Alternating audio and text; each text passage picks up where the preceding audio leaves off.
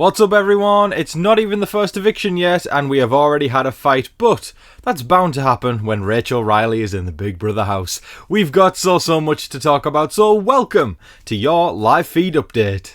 Right before we get started, if you are new around here, make sure you hit the subscribe button. I'll be here every single day delivering you all the live feed updates. It's a daily live feed update. It packs up everything that happens in one day in the house into a small little 20-minute package, so you can take in everything, you know, so you can be a pro at the game and you can converse with your friends and go, hey, did you know Rachel said this? Yeah, I did, because TV Talks with Tom told me. So make sure you hit the subscribe button and also hit the like button. That one really helps me out with the YouTube algorithm. As a smaller content creator, something as simple as just clicking the like button takes all of 0.2 seconds, really helps push my videos out into the YouTube algorithm. So there's two things there: subscribe, like, and let's get to the update. Question of the day now, folks. Who do you hope is evicted tonight? We've got 3 people on the block, and it's Amy, Kelly, and Zay. Let me know in a one-word answer, or you could actually explain if you feel like giving me a little bit of your game prowess.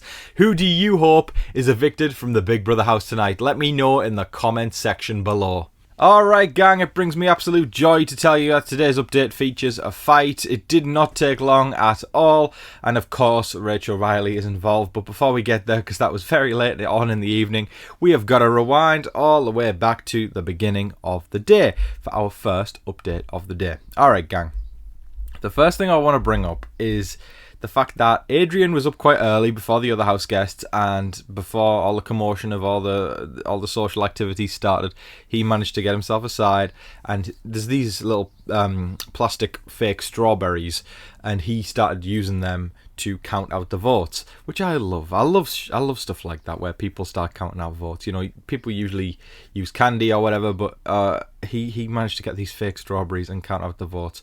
And on face value, it might seem like, okay, whatever, he's counting out votes with strawberries. Nah, listen, there's every single year, there's house guests who make it all the way to the end without doing anything. They might end up in a fight, they might do this, they might do that, but there's no game prowess in them. They couldn't make a game if it's to save their life. But somebody using strawberries to count out votes on week 1, to me, that's a sign of a player. And I've seen a lot of people being very critical of Adrian. In the pre-season especially, he did come across as very different than he is in the house. In the pre-season, he came across as very egotistical. I'm sure that was purposeful, but he was saying, I'm going to be the greatest Big Brother player of all time. You're all going to be blown away and in shock. And then he gets in the house and he's been very quiet and laid back. But I feel like that's part of the plan. I feel like that is a good thing, because there's so many big personalities this season who are spiraling and self-destructing and saying things that they shouldn't, to the point where it's easy for some people to just take a back seat, work their social game and make it further in the game. And without a doubt, Adrian is one of them. We are going to do a vote breakdown later, so if you're wondering where the votes lie, because I'll tell you what, folks, even as an updater, this week has been one of the most brain-frying weeks on trying to figure out where the votes lie, because we're automatically playing catch-up from all the days of feeds that we didn't get, plus with the BB Blockbuster being a mainstay now with the AI Arena revamped. Going into tonight, if you're watching this on Thursday, the votes literally could go anywhere, so I'm going to break them down in terms of who will get the votes if a certain person, or if each person wins the Blockbuster Arena, where the votes would lie respectively between Zay, Kelly and Amy, so stick around for that. Now, an age-old question when it comes to Big Brother is coaster versus floater. Now, those of us who study the game like the back of our hand, we know what coaster and floater is, but there was, of course, a time where I didn't know what one was, and a lot of the house guests still do not know what one was. And if you're a viewer watching now and you need a little bit of clarity on what coaster versus floater is, I'm going to summarize that right now, because that's a conversation that's been brought up quite a bit. Coaster is somebody who has absolutely zero game prowess and continues to just I nearly said the F word, not the F word, but the float word, who continues to course through the game without actually making any moves. Think Victoria from Big Brother 16, or think Cam from last year, think Annalise from 21, or Raven from 19. That is what we call a coaster, somebody who might actually make it far, but they really don't have anything in terms of the game. Like I said, lights are on, no one's home. No offense to them, but they're terrible players. Then we move on to a floater, and that's where it actually is a legitimate strategy. A floater is somebody who is got their finger on the social pulse and can maneuver from alliance to alliance, depending on where the power is or where serves them best. The best example of a floater, in my opinion, I would say is Miss June Song, who won Big Brother 4. In my opinion, one of the greatest winners ever. I think she's a fantastic player, and she proved that floaters are a genuinely good player that can actually gain traction in this game and have respect for that as a strategy. Because floater's always been a dirty word with Big Brother, but I feel like the hardcore fans understand the difference between floater versus coaster, and we obviously know that Rachel Riley is not a fan of floaters. It's obviously up to the individual person if they like floaters or if they like coasters. But for me, floaters have a way more legitimate strategy, and I will give them so much more time of day because they actually can show that they've got their finger on the pulse and that they can maneuver as the game goes on. And Rachel has been talking about floaters a lot. I think she is in old school Rachel mode where she's just like, floaters grab a life vest. I would not be surprised at all if Rachel tries to win the HOH competition tonight. It would serve her incredibly well, especially now that she's gotten into an argument, which we're going to talk about later. But she did run a yoga class in the morning yesterday. I think she's doing everything she can to work socially, because when you are the only returnee in there, you kind of, I guess, have to become... It's hard to fall into the background, so you almost have to embrace that leadership role and lead by example and give the people what they want. Paul did it with 19. He waltzed in that house, he was given his friendship bracelets by production and was immediately able to put himself into a position where people were going, Paul, give me attention, Paul. Almost like a cult. Definitely almost like a cult, though, for real. It's, people who fawn over this one person and do it without even taking a second to question their own beliefs and compromise all their own values in the process. Now, if you've got an alliance chart or a notebook at home, it's time to add a brand new alliance to it, because the Bond has formed. It's not James Bond, but it is the Bond. And it is consisted of the following. We have got Vinny, Zach, Lauren, Will, Ava, and Adrian in that alliance. To me, it feels solid. It feels legitimate. Do I think it will last long? That's another question. But for the short term, the Bond is existing. To me, I have seen alliances so far very much fall into the gender line. It feels like the men are doing their thing, the women are doing their thing, and then within those they've got the sub-alliances of a few women, few men. And I will say Will, who's resident old guy this season, usually the resident old guy finds themselves not in alliances and struggles to make connections, but Will is just being thrown into all of these alliances because he's so good socially. I'm going to talk about that for a second, because Will is just absolutely working that social angle. I have not heard a single person say a bad word about him. And even on just a game level, so on a social level, not a bad word, but on a game level, I haven't even heard a single person throw out his name as somebody who needs to be even targeted eventually. That's impressive, especially for the old dude. I think, because I always root for the old dude every single year. If you've been watching me now, you've been watching me since 22. I always root for the older house guest, and because they're always outnumbered, and I want to see what they can do in terms of prowess, because usually they're not as in touch with the pulse, and as a result they can't get further. But Will's proven everybody wrong. He's gotten his feet planted firmly into the foundations of the house, and it feels like rather than the game is being played around him like it usually is with the older person, it's being played with him. Not just with him, but proactively with him. They want to bring Will in because he's so damn likeable. Will is also very tight with Mickey, so I'm sure Mickey again, I talked about how she's got her finger on the pulse incredibly well as well.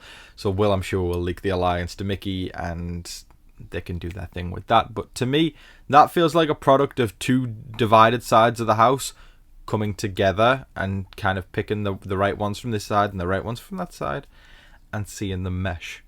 This alliance could run the house if they wanted to, if they stuck together and actually really, really were bonded, as it says in the title.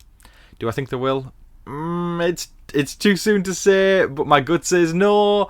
But they could run the house, like I said, if they did decide to come together.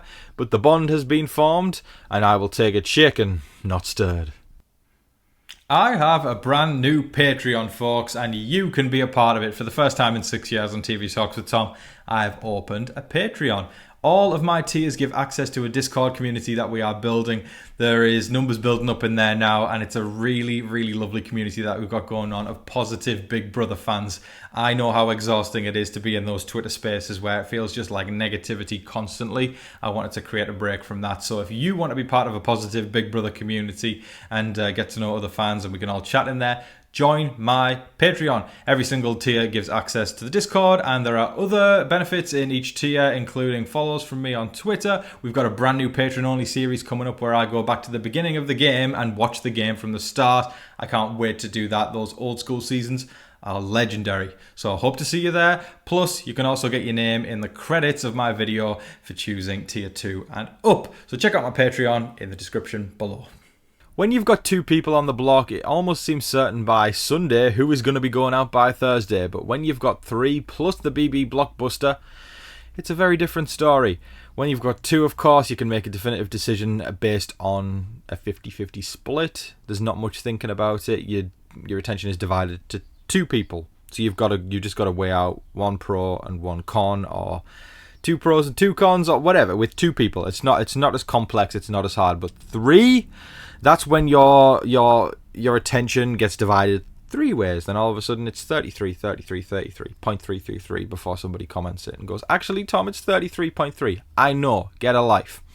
So, divided 3 ways is a lot more interesting because you really have to almost hone in more on those pros and cons, because with 50-50, you're almost flipping a coin and hoping for the best, whereas with 3-3-3, it's easier to fall into the cracks and make a mistake, especially with the blockbuster that's going to be happening tonight. That's going to pluck off one of those people, and then all of a sudden all of the pros and cons that they've been weighing out 3 ways are going to now have to be applied to a 2-way situation, and that's where things get really, really messy. And everybody also draws that line in the sand more with 3 people, because 3 people on the block, you're going to have to give your opinions about somebody more than you, or you're going to have to take your cards away from your chest more than you would with 2 people.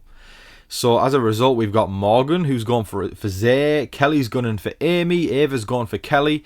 It's just cat and mouse, you know. It's the Benny Hill show, and people are even think about the Roadrunner and the Coyote from the Looney Tunes. That's kind of how I see this. But apart from the Roadrunner and the Coyote, there's 3 coyotes and 3 roadrunners, and it's all going to come to a head tonight and crash into each other. But I did talk about the vote breakdown in terms of what was going to happen, so we're going to get to that right now in terms of who wins the BB Blockbuster, who will be heading out the door of the remaining 2.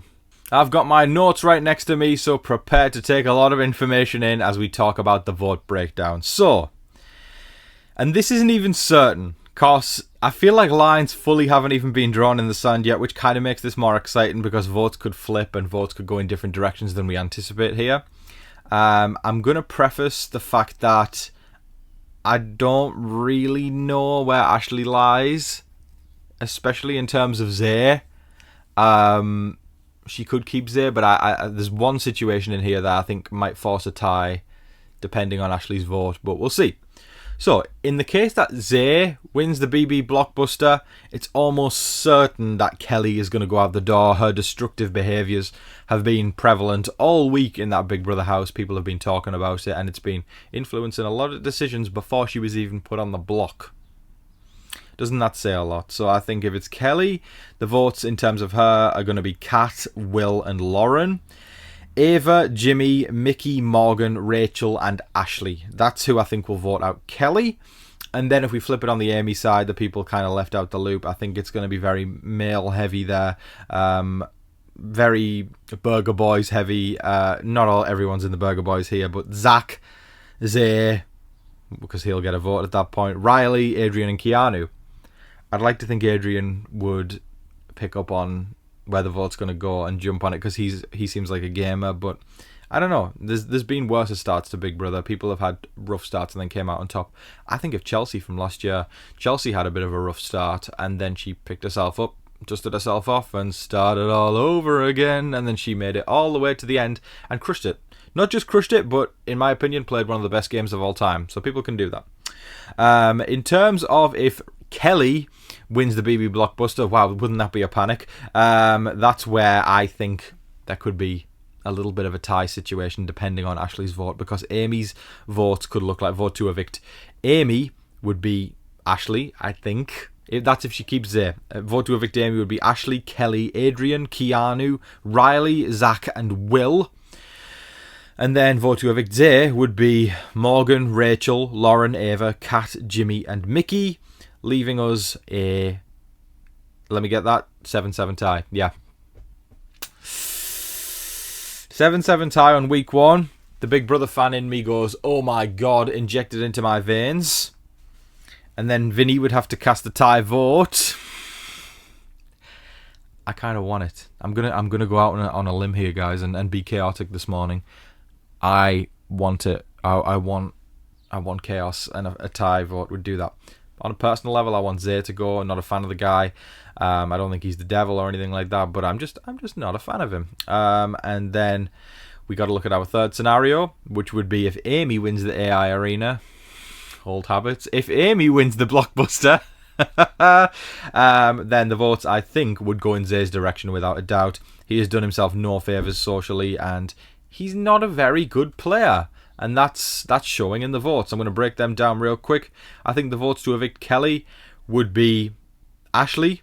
Again, I feel like she likes Zay, and she sees something in Zay that she wants to keep around. I think she would vote Kelly out. Ashley, Zach, Ava, Will, and Riley.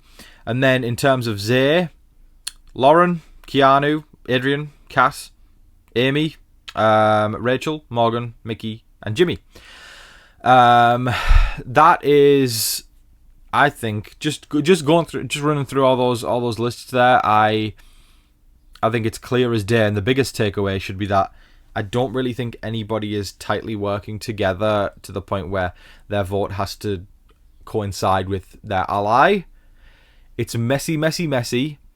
The vote changes depending on who's on the block, and as a result, lines have been not really drawn in the sand. It's messy, and it's going to leave a complete power vacuum going into next week, where I think Vinny's HOH has struggled to establish factions and struggled to establish the vibe of the game.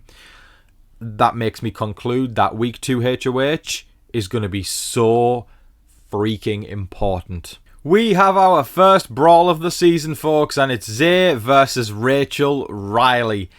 Wow, I mean, it didn't take long, did it? I thought Rachel wouldn't get herself involved in that, but to her defense, it was Zay who started it. Zay said, literally, it was on the balcony that overhangs the kitchen, so it was in front of a lot of people. Zay says, if I have anything to do with it, you are not going to be the first 2-time winner of Big Brother. And of course, Rachel Riley being Rachel Riley, she was not messing around. She was like, if you're going to come for me, at least wait until I'm in a gown to do so. So then the conversation got brought down to the kitchen. And Zay is... you can immediately see in his face he's regretting what he stepped into. I think he thought he could talk to somebody in any kind of way possible. And then he does that dude bro thing where they get challenged. And this is applicable to real life as well, where, it's a guy who's got a lot of bravado and a lot of confidence in himself, and he speaks to somebody in any way that he wants to, and then he gets challenged, and then he gets blocked up, and there's nothing to back it up. Taylor's old as time there. I think we've all seen that one in real life, and he was just like, yeah. When Rachel's like, you want to make a spectacle of this by acting like a child, and he's like, it was almost like nothing was coming out. He totally, if you're going to come for somebody, at least have the cojones to back it up. Because Zay does not have that, right? And it's, Rachel even said in front of him, later on when they tried to sit down and have a conversation, she said, if you're going to come for the queen, you're going to get beheaded.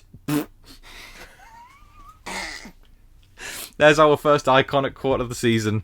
Basically, Zay needs to learn to pick and choose his fights. I think he's probably going to be out the door if he doesn't win the BB Blockbuster.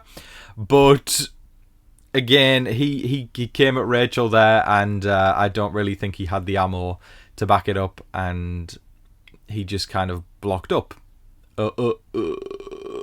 That's what it was. The thing about Zay is he talks a big game, but there's not really any ammo behind what he does, and that's probably why his social game has landed him in the Big Brother toilet, and why he is very likely going to be flushed down into the eviction sewers tonight. Time for the super thanks segment of the show, where you folks can send in questions by sending in a super thanks, and I will get to your question tomorrow if you send one in on today's video. But for the people from yesterday, folks, we start with the amazing Lonnie Randolph. Lonnie, I know you've been a long-time supporter on this channel, and I love seeing your face in the comment section, and it's so awesome to see you back here again this year, my friend. And Lonnie says, "We appreciate you, Tom, and thanks for all of the insights and updates." Lonnie, it's my pleasure, my friend. I'm glad to bring the updates to folks. I know not everybody has a lot of time in the day to focus on feeds or watch really long updates, so it's, you know, I pride myself on these shorter updates where I can get in as much key information as possible so people can, you know, go on with their day and you know, and hopefully get a bit of entertainment from me in the process. But thank you so much, Lonnie. I appreciate you, sir. Have an amazing day and enjoy the eviction tonight. Hope to see you at tonight's live video. Alright, okay, the next one that we've got on the list is Ali KK. Thank you so much, Ali. I appreciate you. That's very, very kind.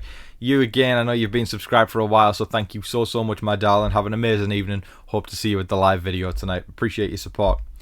David Cushmore is next up, the wonderful David Cushmore, and David Cushmore says, "Hi Tom, WWE SummerSlam is on August 2nd and 3rd, a 2-night event. Clash in Paris is also at August 29th, at the end of the month. For Big Brother, Jimmy is playing a very good game." I'm going to disagree with you there, but I'll give my points at the end. If you are going to talk trash, you need to back it up. That I agree with. That I would apply to Zay, my friend. Zay needs to not use slurs in the game. I completely agree. Slurs are not good for the game. It's so funny. A lot of people were defending the slur yesterday in the comment section, and it's so funny because these are people who never comment on my videos. Then all of a sudden, the hill that they decide to die on is defending a slur. It's just so random. I don't know. Like, get your priorities straight, people. Slurs are not good for the game. Indeed, it doesn't take a genius to realise that. On a real life level, it sucks, and on a game level, you'd be a terrible player if you're defending that stuff. Got too much of it in the Big Brother game in the past. Vince sucks at HOH. Reminds me of Super Mario with his moustache. He just suck at the game. And very Mario-esque, you're right. Nintendo trademark.